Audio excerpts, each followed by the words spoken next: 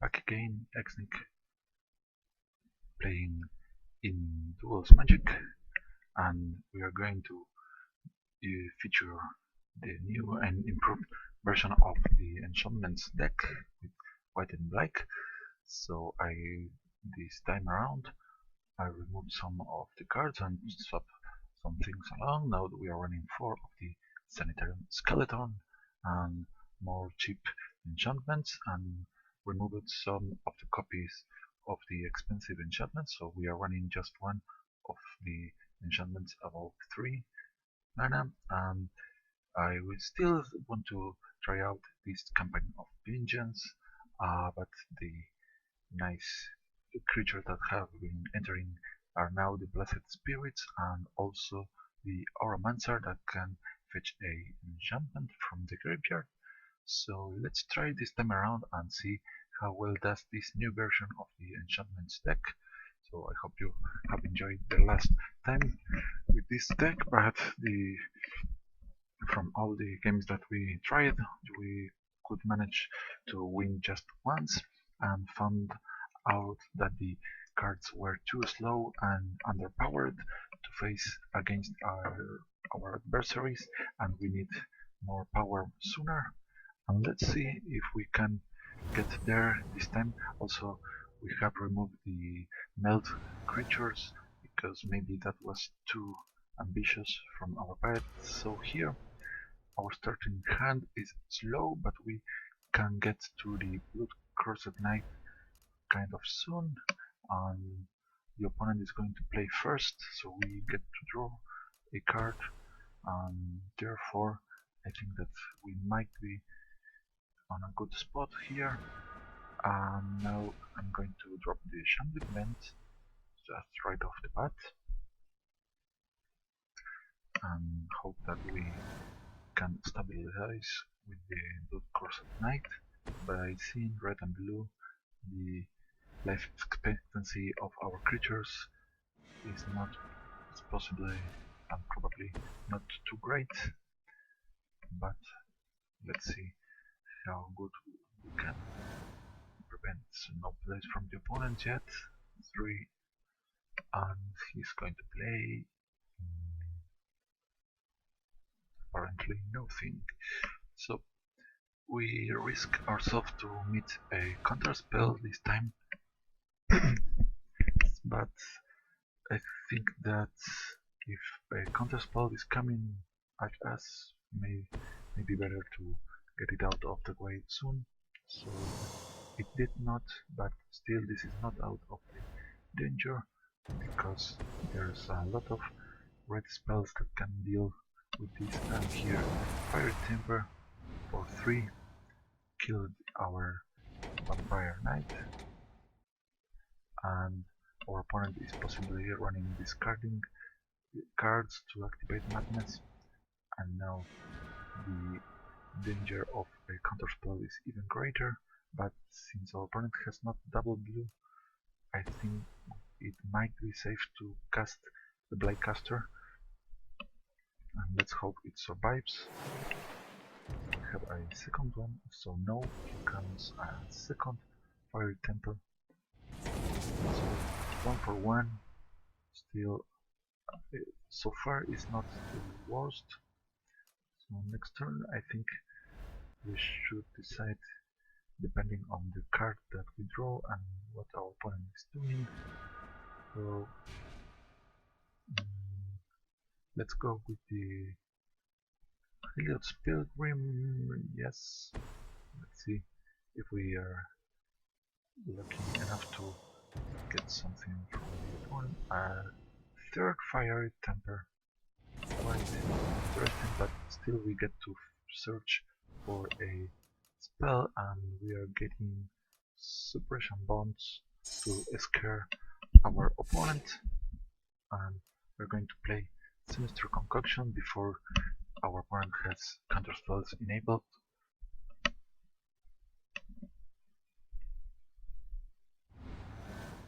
So far we are both at 4 mana, and let's see if our opponent has something else besides Fiery Temper. Apparently not. Our opponent might be running a very reactive deck. So let's try to fish for another removal from our opponent with the Lightcaster, but I think that his ability is not going to be too helpful in this match.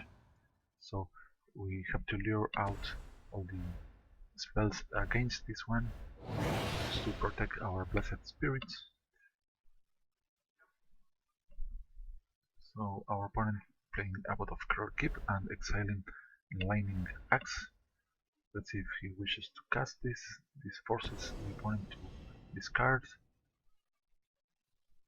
So our Blightcaster gets killed, and also the opponent discarded a Madness card but cannot pay the cost, and also there is no valid target for it. So let's try this time to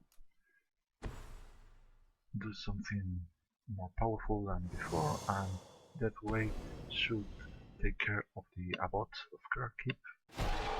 And now our Spirits is a 3-3 flyer, and let's hope we can survive long enough.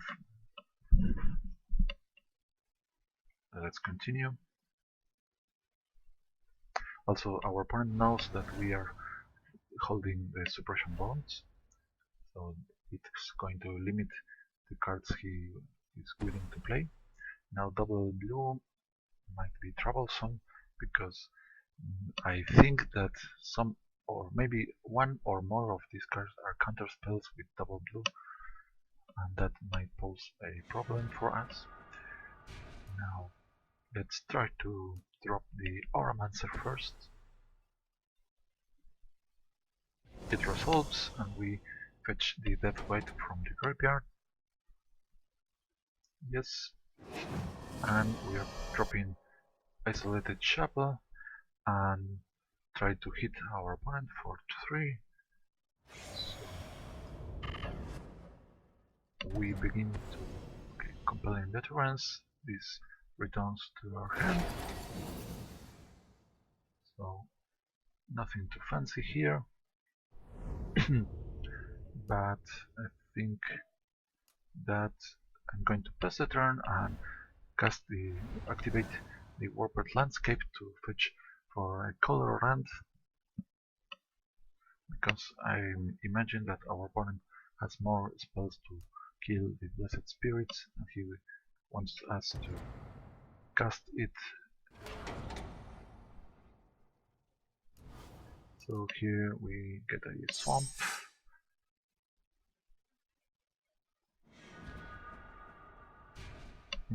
Sanitarium Skeleton is good, so let's try to activate the Enchantments. It's very likely that our opponent wants to kill this if he's having another damage spell, so we hit for 4, or at least we try to, and Geist Blast kills the Auramancer. 2 damage, we hit for 2 and heal for 2. So now let's play the Sanitarium Skeleton and pass the turn. The single creature our opponent had was the Abbot of Keep, otherwise just spells, I mean instants and sorceries. And here there appeared a second creature, but that's good.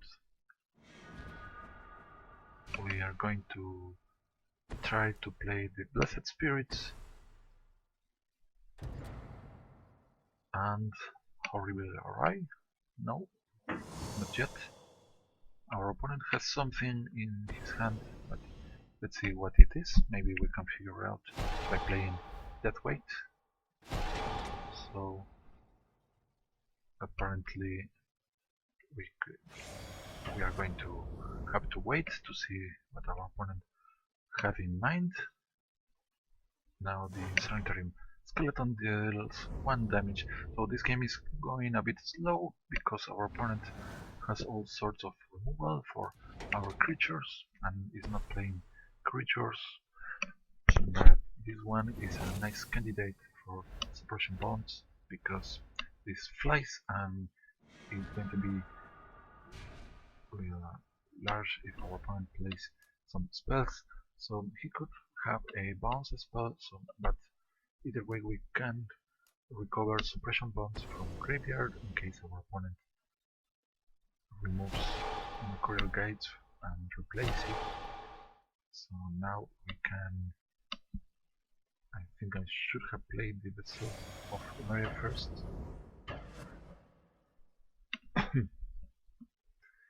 But maybe it is better to scare the opponent. So let's hold this back and let's see if our opponent is able to kill the Blessed Spirits. Otherwise, this is going to be over very soon. Our opponent cast Rise from the Tides, so now the board is filled with zombies. He has 1, 2, 3, 4, 5, 6, 7, so 42, no, I mean 14 damage against us next turn, but I'm going to play Vessel of Ephemera. This comes after Blessed Spirits and Infernal Scarrings +2 +0 plus the counter from the Blessed Spirit makes this 8, and we can swing with 8 power. So the opponent pretty much has to kill or remove Blessed Spirits or he dies, and we can activate the Vessel of Ephemera to stop some of the attackers, also the Sanitarium Skeleton. So let's see if our opponent has an answer. Treacherous Instinct is quite good, so he steals the Blessed Spirit. It's going to hit us for 6, for 10, I mean 10, 6. Let's see if we can survive here. He has to do a lot of damage to us, so let's wait for him to declare attackers. So we sacrifice the enchantment, and we now have 3 blockers, and our opponent has, what does he have? So let's continue playing, and I think our opponent has done more math than us, so 4 times 2 is 8, plus 10, 18 damage. We're going to be left at 4, and Gates Blast is going to do 2 damage to our face. I think if our opponent has more mana, he can replay this by activating this ability.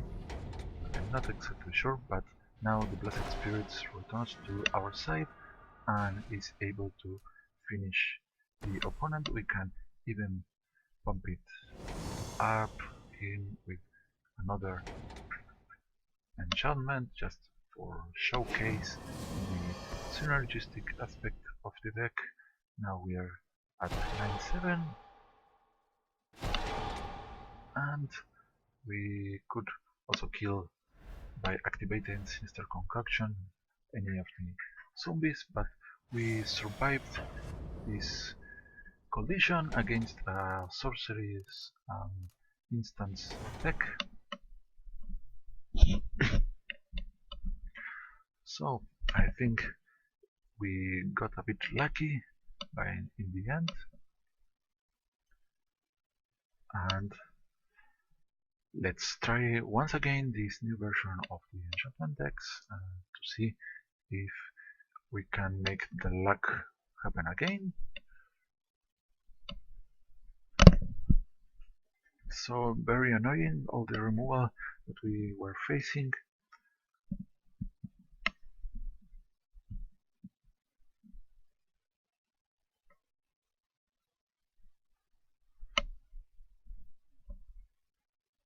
The skeleton is quite nice if we want to activate some of the sacrifice cards that we are running. We have an enchantment that lets us sacrifice one creature, paying 1 black mana, 1 generic, to gain 1 point of life and draw a card, so we can sacrifice the skeleton and recover later on, recover it from the graveyard. Also, the Pio's Angel, we can sacrifice the skeleton, so we have a nice set of creatures with a nice curve. We do not have the enchantments yet, but they are bound to appear sooner or later. So we are on the play. We can live with the Houndwild Militia Captain. It's not a good starting creature because its value comes when he is accompanied by numbers. What? Unknown error. So we got expelled from the game. I'm sorry. I'm going to try to relaunch. So problematic network error, and I think that we lost a rank because of that. Let's hope the transmission is functioning properly. So, crossing fingers. So, let's see if we get to connect. Okay, we did. And let's try to find very quickly an opponent against our deck. Join the session. So we managed to break the game client, but we are used to the bugs. At this point it's not too bothering. There were worse bugs before. As long as we can play, we are good. Let's join the session again. And the most important is to try to have some fun despite winning or losing. For instance, the match before, despite being quite annoying, I think it was quite fun. The challenge of finding the way to beat the opponent. The Traitorous Instinct is a very surprise effect card. Not, I think it's quite unexpected because it's not a very good card in general, but there it took us for surprise. But lucky for us, we had an answer to save ourselves from a certain death. Okay, now let's hope that we can get to the end of this game, and also let's hope that we can make some fancy plays, and even more, if we win, we are going to be very happy. So double skeleton I think is quite nice to have, and the Oromancer can bring back Deathweight from the graveyard later on. I think this, despite having just 2 lands, might become a good starting hand. Let's just see if our opponent...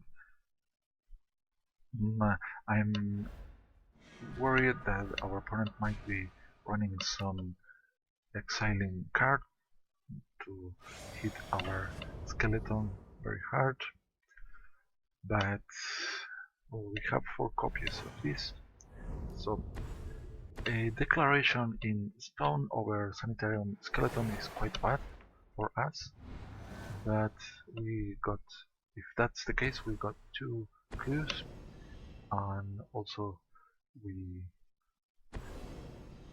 are going to be receiving, we have 2 more copies. Apparently, I could say that our opponent is running a milling deck once again. So let's go ahead and try to start doing as much damage we can as soon as possible. So we hit our opponent for 2 and are going to fetch a, I guess, plains. Just in case we draw into a double white costing card. Let's see what happens next. The Sphinx tutelage as expected.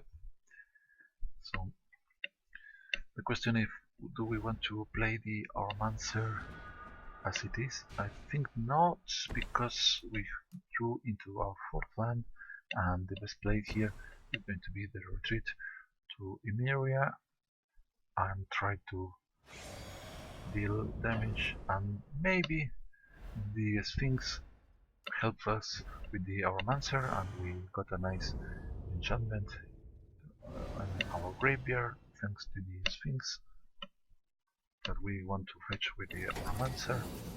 So we lost the spirits and the Infernal Scarring and Westvale Abbey, and this one is going to be tough. So let's get +1/+1 to our dear creatures and Campaign of Vengeance, yes please,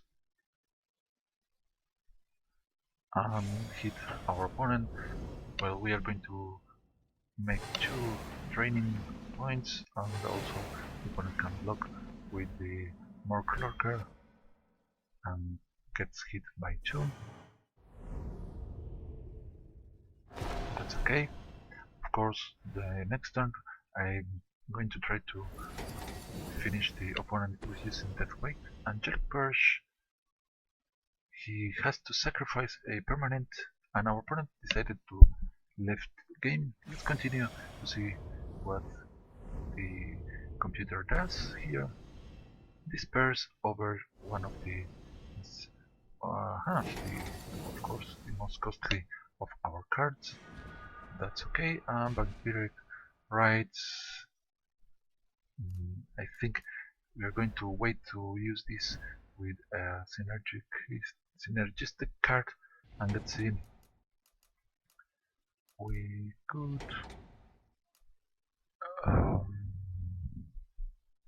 let's see. I think, and we know that our opponent can exile one of our cards, so the plan here is to hit our opponent by 1 and expecting the Jorvik Lurker to block here, so it's going to have 1 point of damage market.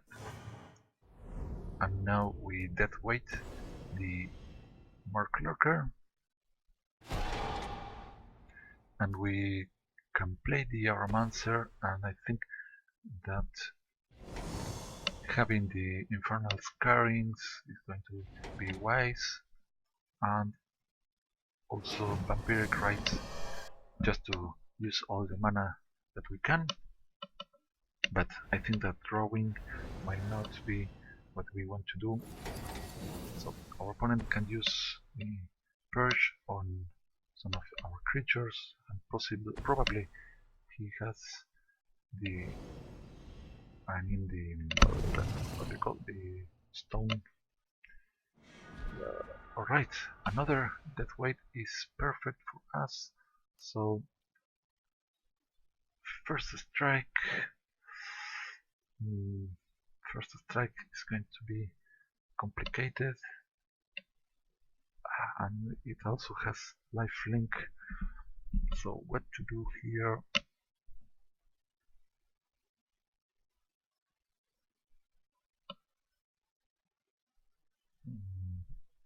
Flying, I think we are having some troubles because this one is going to make our life very difficult. So if we attack now, our opponent kills one of our creatures and gains 4 life, but if we do not attack, we can hit the opponent 4 and drain 3 life. So we are getting heavy melee occurring to us. So Infernal Scarring is going to be helping us. Let's see. Maybe if we get to draw a land, it's going to be quite good. So Kalitas too is very worrisome. Okay, now Infernal Scarring over the Armancer for 2, and we're going to make our creatures more powerful this turn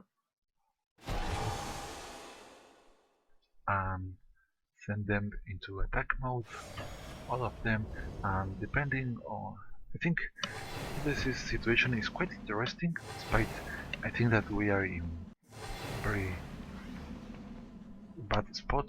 It is interesting because depending on what the opponent chooses to block, the situation might change. So we got rid of Kalitas for the time being, but maybe our opponent has a resurrection spell, and we are losing valuable cards to the milling, and Grasp of Darkness, very bad, but we are going to sacrifice to get some value out of the spell. And Helion's Pilgrim, kind of helpful here. So we get hit for 6 this time. And we have to recall the opponent is running exile cards, and this is looking quite bad for us. Very powerful deck from our opponent.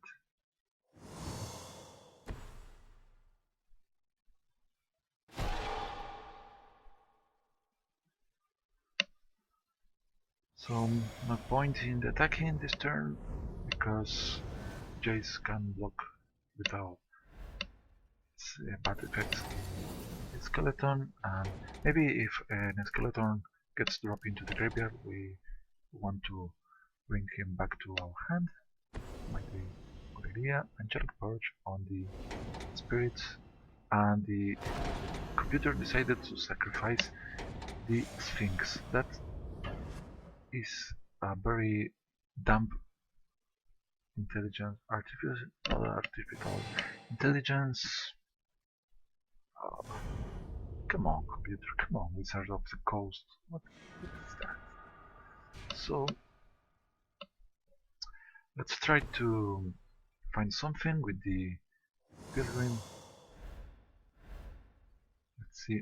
Yes, well, our only remaining enchantment that regrettably we cannot play this turn, and we might want to use this later.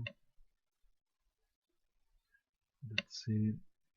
Okay, we have to wait for the next turn for the suppression bonds. So this turn, I think we're going to pass and block with one of the spirits from the vessel and kill the zombie with the other one, assuming the computer attacks with the zombie.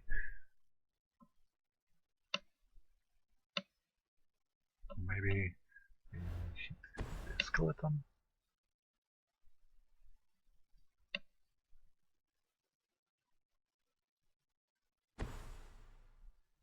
Obnixel is reunited.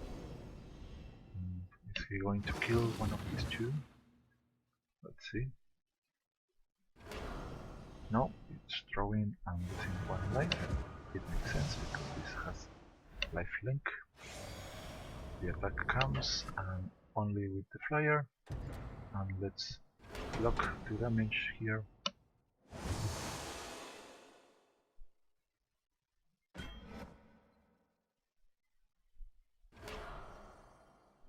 Jace activates and transforms to Planeswalker.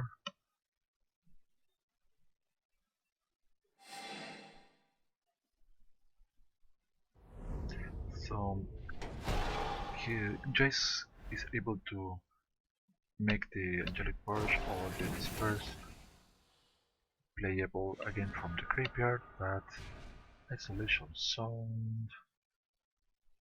We can exile one filter. I think that I like this play. We exile Gisela.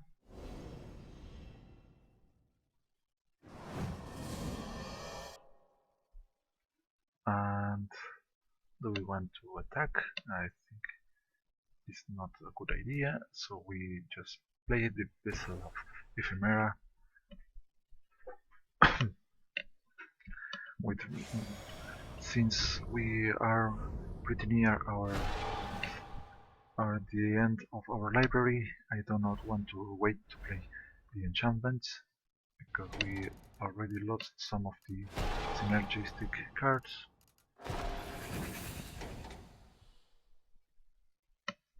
Jace gave -2 again to our spirit, and the zombie is held on defense, and Obnixilis is going to activate, I assume.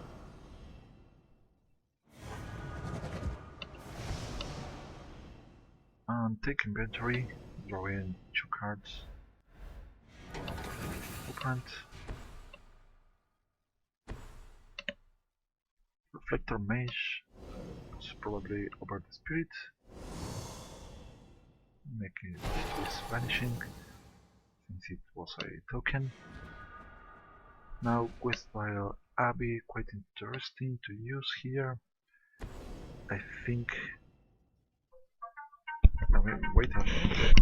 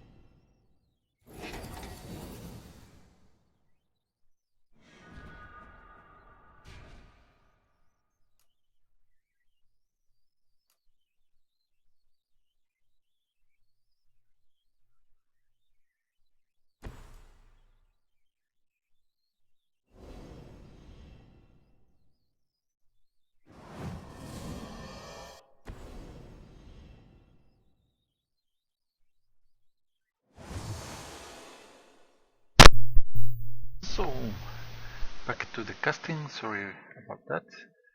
And sometimes life gets to need the attention from the games. So here we have been trying to make some plays. I think that we have to stop Jace from doing more harm to us, and we did recover some lives thanks to the ornamental profane brains.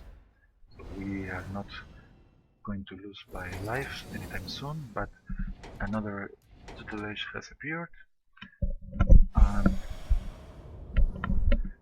the opponent still is hitting us for quite a bit. Let's skip the blocking here, and let's hope to draw to something powerful. Thanks to the campaign of vengeance, our life total is not going to be complicating us, and now the opponent exiles our isolation zone using another isolation zone. That's quite funny. So let's bring back the skeleton to the hand.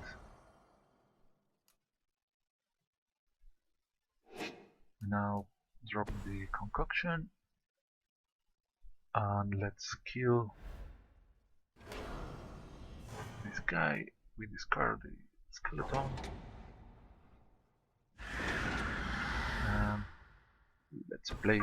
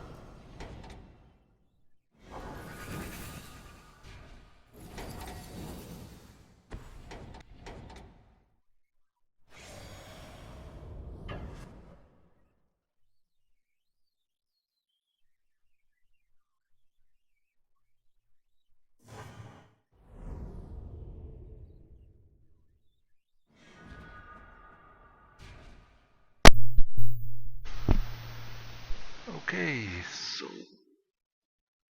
I think that that's it. Here we can activate the vessel. For 3 we get 2 creatures, but there is still not enough to activate the Westvale Abbey. Let's try to bring back one of the skeletons. We're about to lose because the tutelage has managed to bring us down to 3 cards in the library.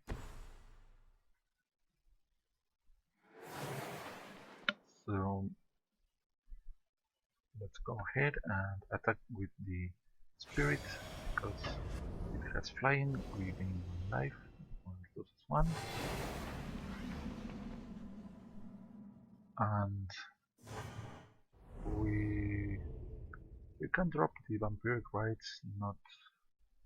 It's not going to help us too much this turn, but anyways, the other play would have been to bring back one of the other skeletons to our hand, but I want to use the Vessel of Ephemera.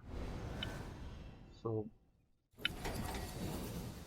if we get to survive another turn, maybe we win, but for that to happen, our opponent has to not activate the tutelage to make us discard 2 more cards. So, and this is pretty bad here. Let's block with the skeleton.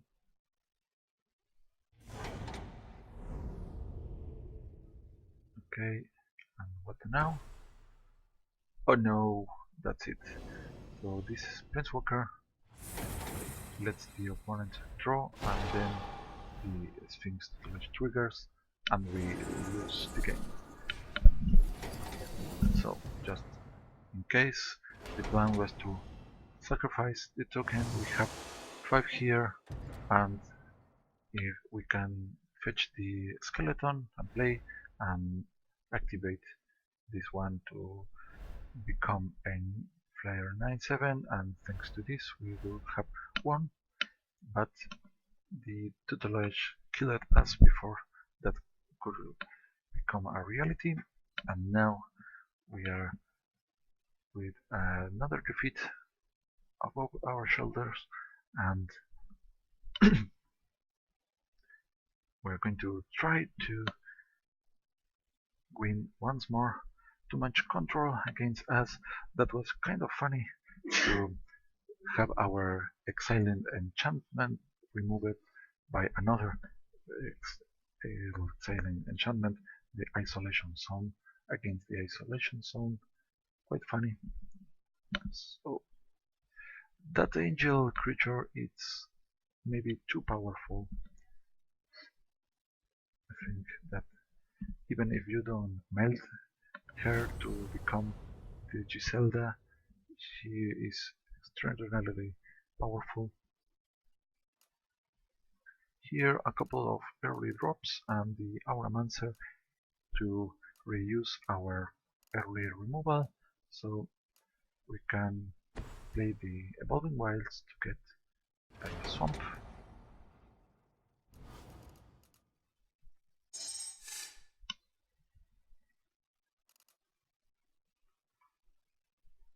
Maybe holding the Evolving Wilds could have been better, but I don't know. I don't think it matters too much. Now we get Sigil of the Empty Throne, very nice card if we get to play it.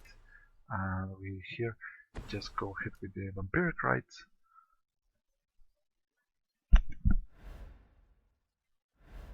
So all vampires matter. You have to respect the Vampiric Rites. Our opponent on double black might have some important removal spell now. Alright, I think that it is safe to play this because we have 2 Auramancer's on hand. So eventually we would like to have the Sigil of the Empty Throne first, so we get a 4/4 white angel when we play the enchantment, but in this case this is not going to be too bad. And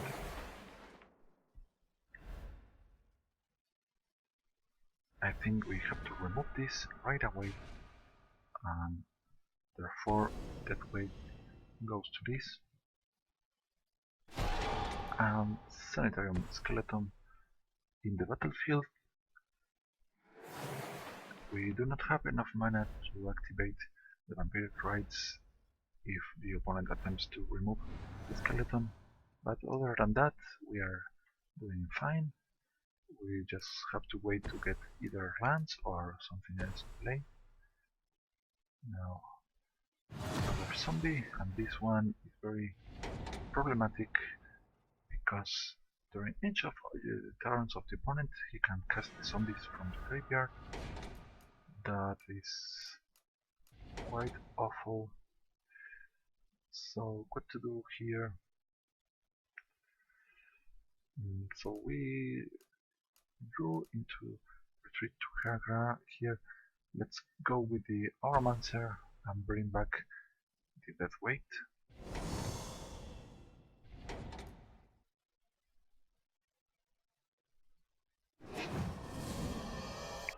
And no point attacking this time.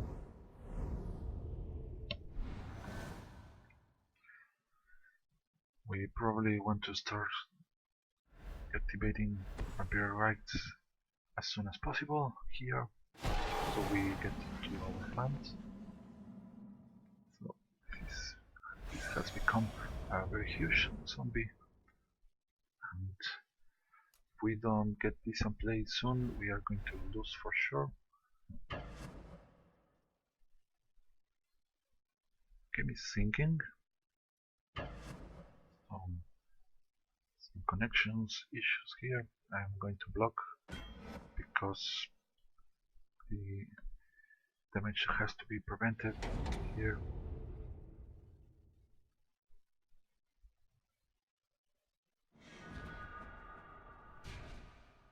Hunger Militia Captain, and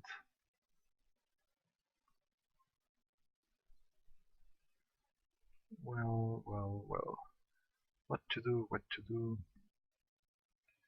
So too bad we do not have enough mana yet. I think I'm going to attack and see what happens.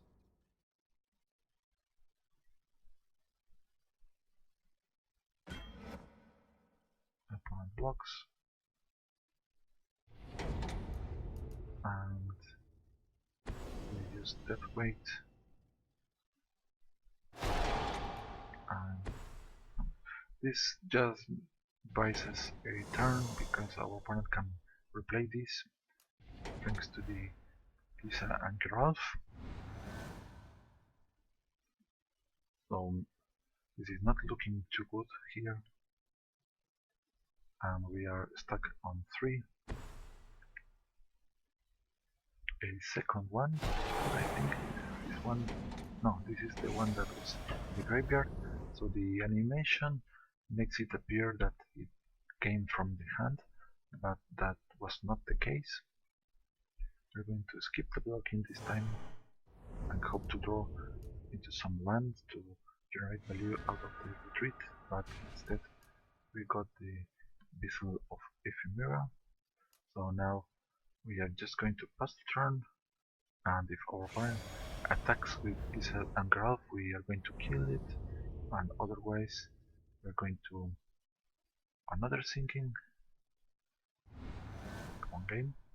Otherwise we are going to Vampire Bite the Hungry Militia Captain, because that's our only hope.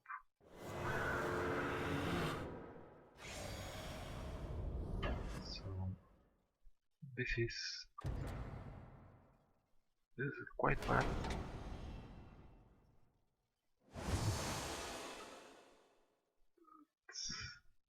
We have to stop this one, and this is a dire situation that we are in. Not too likely to be possible to make a comeback with our hands and our cards.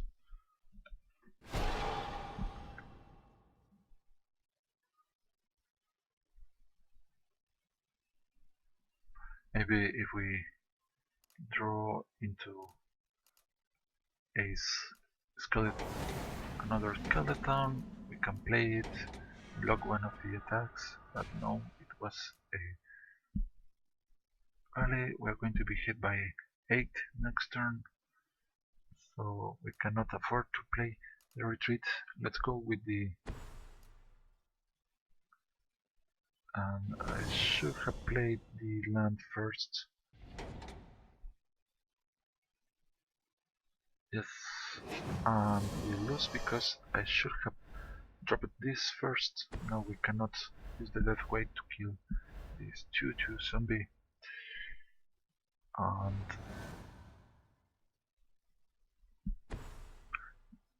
Liliana is going to make us, and we die anyways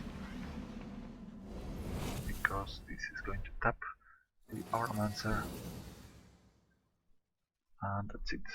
So quite a bad match. I did lose horrible this game, so a little bit of misplay, but at any rate it would have been very difficult to make a comeback. So the Vampire Rights should have been activated more often to find the cards that we wanted.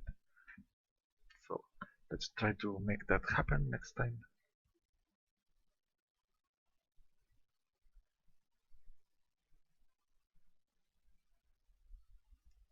So zombies, a very powerful tribe with the new expansion, with many tools to fill the board very soon. with a lot of speed, and well, numbers matter, and a lot of spells that benefit from having a lot of zombies in play. Here, very interesting portrait. So let's finish the video with this game against an opponent with a very nice looking avatar. So now good lands in hand, so we are going to draw no lands at all, and this time double evolving wilds. So if we draw another land, it would be very nice for the retreat to Hagra.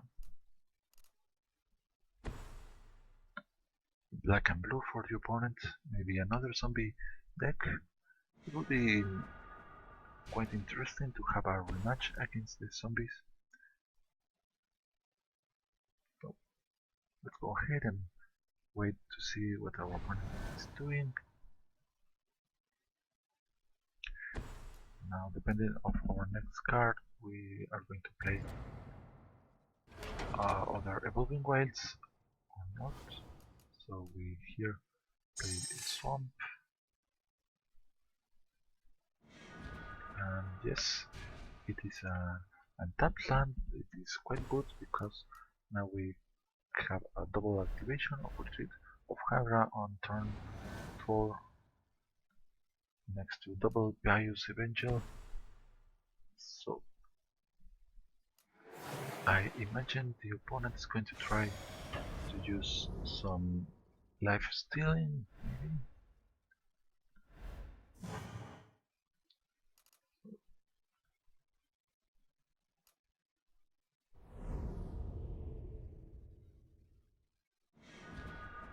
Right, this is very cool. Now we play the Evangel. We gain 1 life. And let's see. It's very likely that our opponent has removal for the Pious Evangel this turn. Let's see what happens. Instead is telling time. So that might point to our opponent not having the lands he needs. So he's trying to hit some land drop. But no, the bat on defense. So now I think it's a good time to play the second Pious Evangel.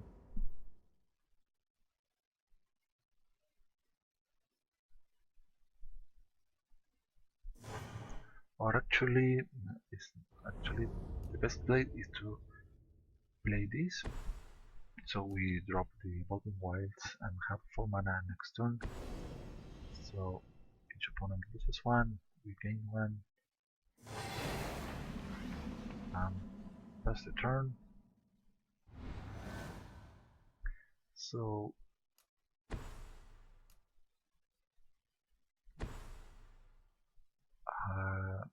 quite interesting. Our opponent running an artifact creature, a 2/1 Bronze Saber.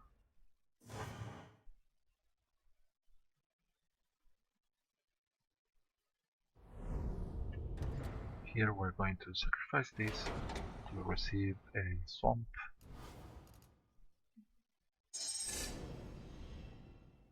So we mitigate all the damage that the bat is doing to us and are slowly getting to hit our opponent. And this time I'm going to play the skeleton and attack with the Evangel. It cannot transform during the attack because we have to tap him. So my plan is a bit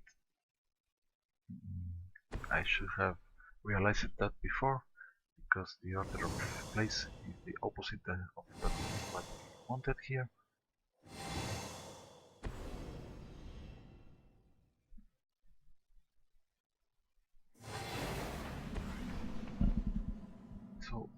We are gaining tons of life and missing actually one life point because I played on the wrong order. I'm going to skip the attack this time because I don't want to lose the Pious Evangel to a Bone Sable. A nice looking effort. And Bloodflow Connoisseur. I think that the reason that we are seeing this one is because this used to be the Perilous Mirror, one of my favorite artifact creatures, but it was removed and replaced by this other that I don't think is near, is not near, has so much too little power in comparison to the Perilous Mirror that nobody plays this. So here death weight can be good. The thing is that Bloodflow Connoisseur can hit any of our creatures,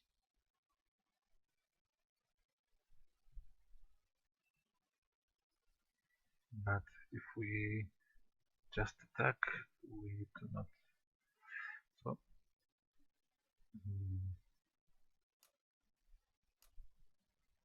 let's use that weight on the vampire here and see what happens. So we got killed here, and let's attack with the Sanitarium Skeleton. Let's see what happens. Opponent does not block. We squeeze 1 point of damage, and I'm going to sacrifice this and try to find something. The computer made a very bad mana tapping, but it didn't matter because either way we wouldn't be able to cast our card. So Thopter Spy Network, that's why the opponent did not block the Saber.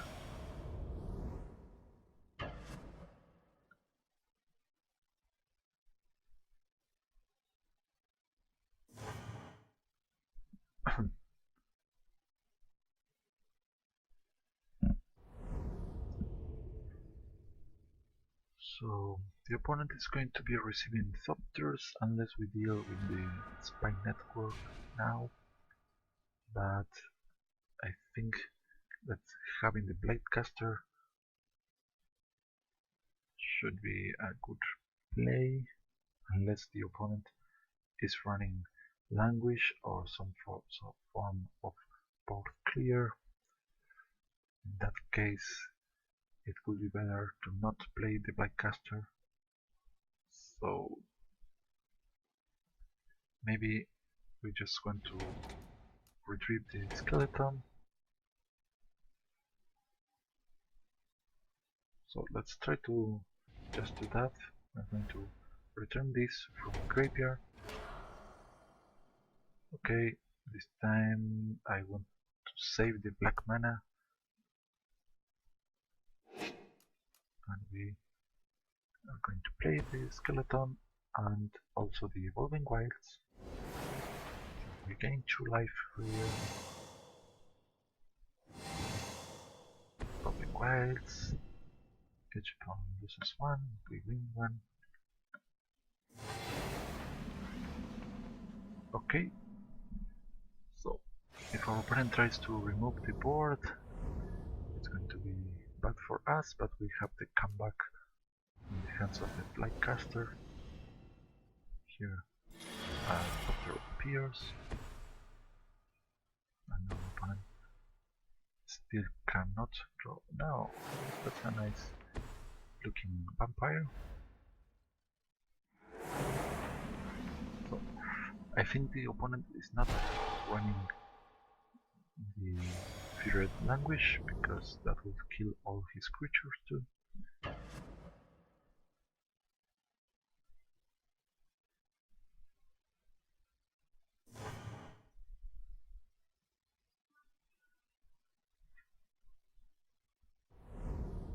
Let's fetch a plane so we are even colored on the mana, 3 white and 3 black. Our opponent gets to 12, and another land is good, but let's first, I think this turn I'm going to go ahead and play the Blightcaster.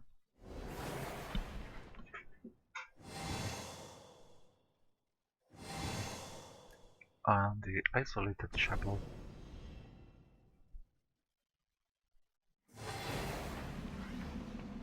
So no need to attack this time.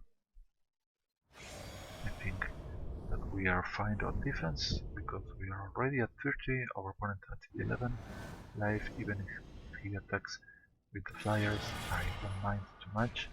Next turn, if our Lightcaster is still on play, we can use Isolation Zone over the Spy Network and remove maybe the Mentor.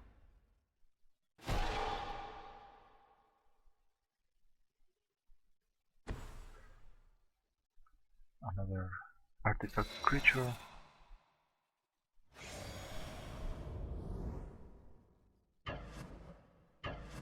Our opponent still on defense.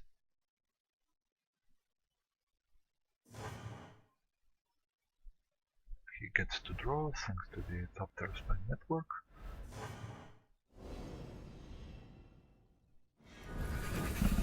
And I'm going to draw a card.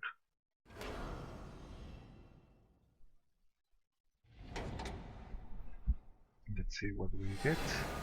It's a Westvale Abbey, quite nice, and also Campaign of Vengeance. Okay, let's start with the most pressing matter. Good, it's going to be removing the spy network. But what? Creature, this one. Okay, it was asking for the activation of the Blightcaster, and now we remove this. And now I think that we're going to fetch the skeleton from the graveyard once again.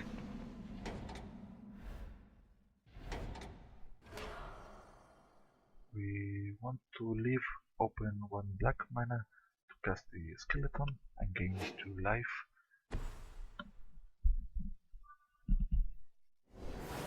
So now even if our opponent decides to attack with all his creatures, we could afford to get the hit struck to our face. We can even use the Campaign of Vengeance later on to finish him, or using the Westvale Abbey to generate tokens.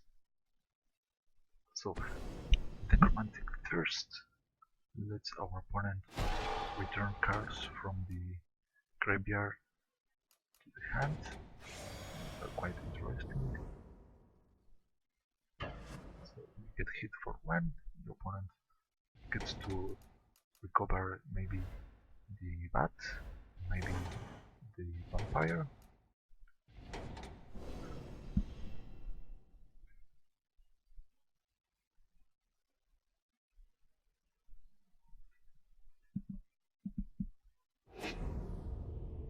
So if we draw a cheap creature, we might be able to activate the Westvale Abbey and finish the opponent. Instead, it was a death weight, and we could. What is best for us? So I think that we can play 2 enchantments this time. So let's play this. We are going to enchant the Stormkirk Mentor. No, let's begin with Doctor, and this one gets -2, -2. Yes. and we are going to follow up with the campaign of vengeance to finish this over. Yes. And so far so good. We're going to pass the turn, skip the attack, and continue. I think that the game is pretty much over by this time, but we still have to wait to be able to make our moves. But maybe our opponent has something that can make him come back. We are going to have to wait and see. For instance, he gets to return another card from the graveyard. This time I would assume the Blood Double Connoisseur could be the best choice. Let's see if our opponent thinks the same. Indeed. So she gets played.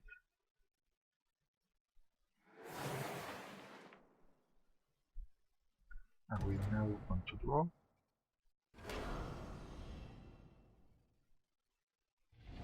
This skeleton is visiting once again the graveyard, his favorite place. And look at all this, it's quite interesting.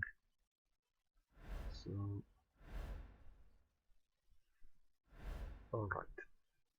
For 5 we got 2 spirits, and let's start by playing this landscape.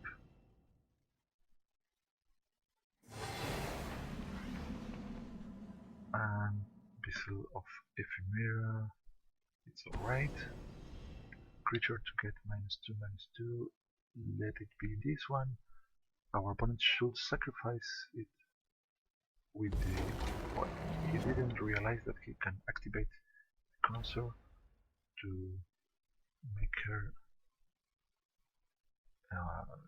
non-valuable, so we can even search for a land to drain our opponent even more, or activate this. I think I'm going to search for another basic.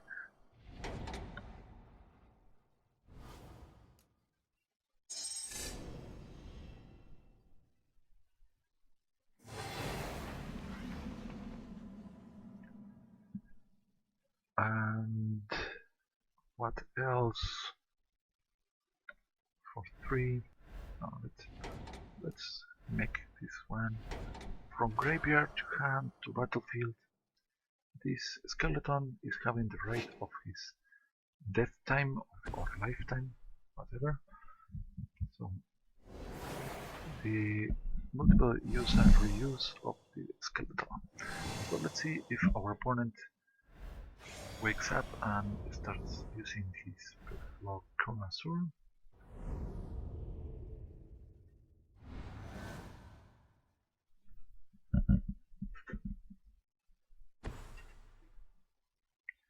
Another artifact. Where this Perilous Mirror will be in trouble, but it is not, and this is too slow an equipment that would grant Vigilance, Trample and Haste to a creature, but kind of pointless at this time. Our opponent is only with 1 card in hand.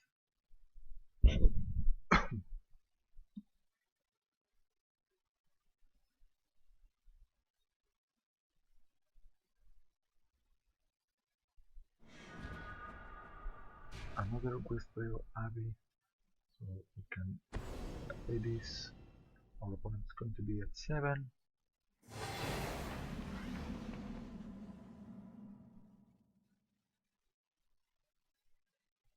We could do there are so many things that we can do here. Okay, let's just sacrifice Bissell.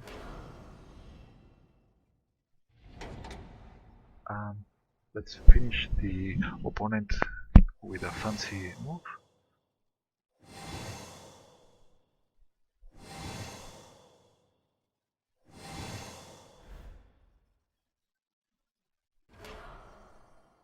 we pay sacrifice, so the spirits are not going to be able to attack.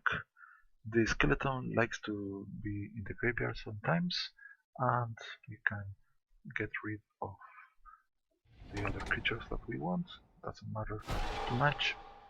And we have a haste, lifelink, flying, indestructible ornamental that we can use to attack, and also this drains our opponent for 2 more life, and we are killing him for 9. We are ending the game with 51 points of life.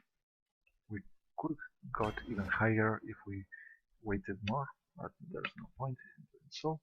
Our opponent hit here is going to gain 3, but that won't save him. And what is going here to do? Alright.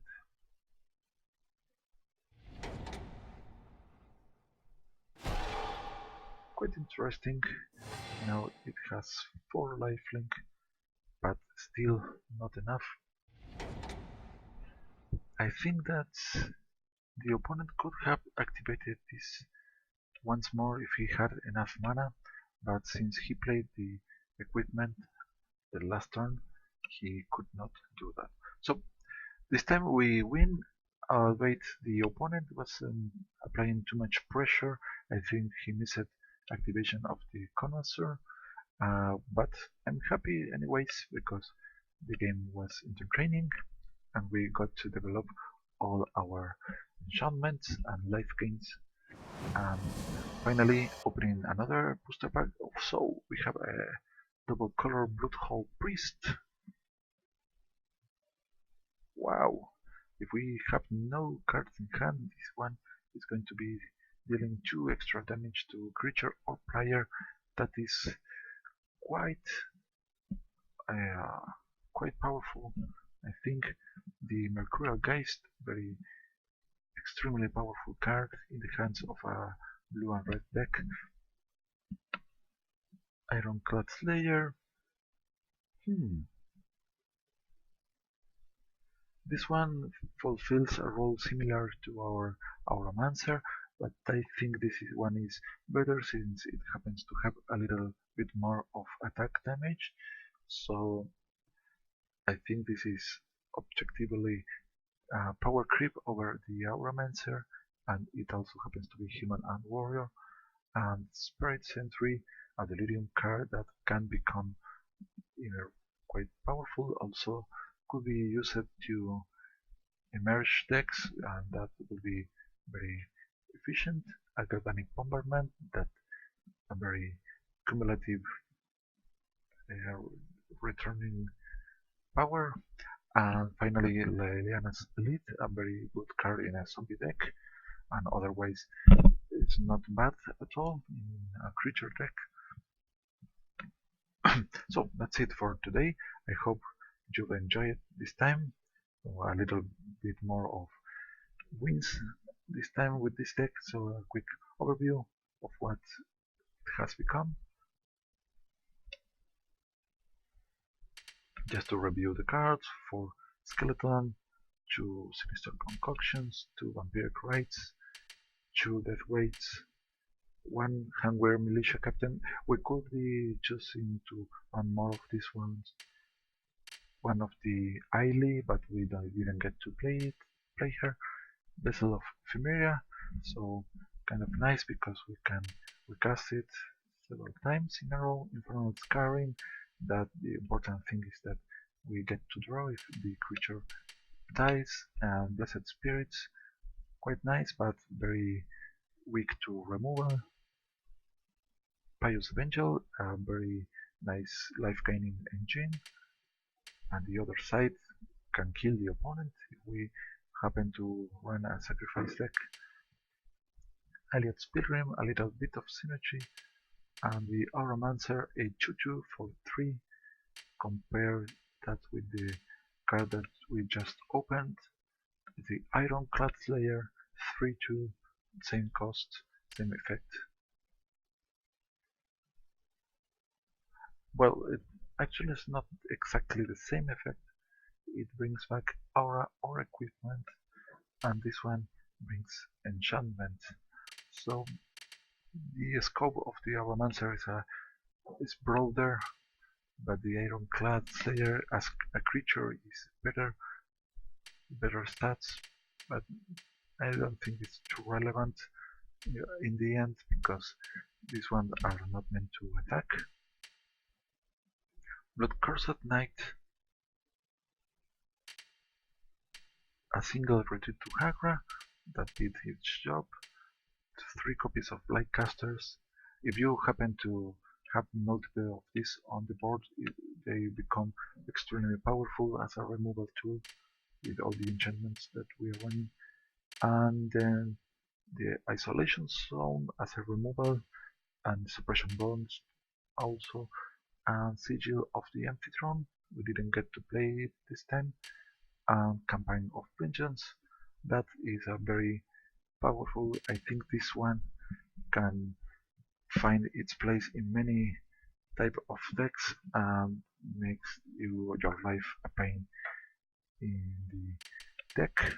And so that's it, and sayonara, and I'm going to be seeing you soon enough with another new deck. So don't forget to leave your comments and suggestions. Have a nice day, and so long.